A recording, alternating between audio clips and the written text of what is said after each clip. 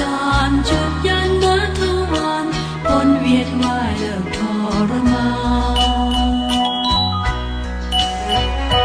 ในทันใด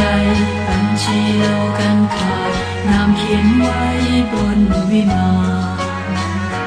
สร้างบุญบารมีคลายกรรมเคยก่อแปรร้ายแล้วมงคลเพื่อคนมากหลายแม้ใจเหนื่อยและกายผลบุญนำทางสว่าง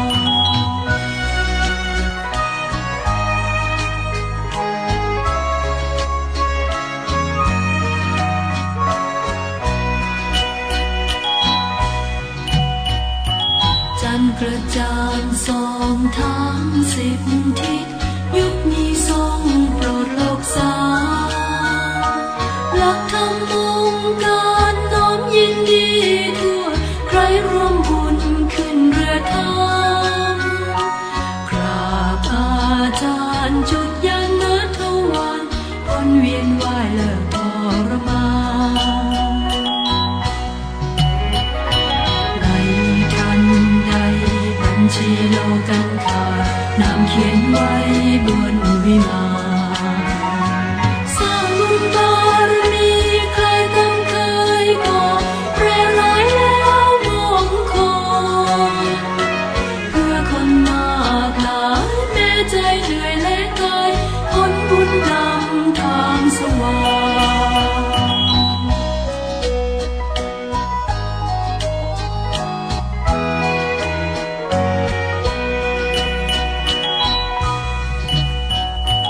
จันทร์กระจ่างส่องทั้ง10 ทิศยุคนี้ทรงโปรดโลกสาม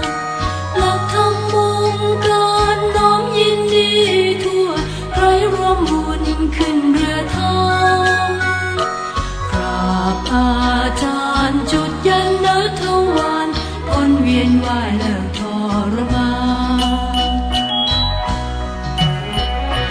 ในทันใดบัญชีโลกันขาดนามเขียนไว้บนวิมาน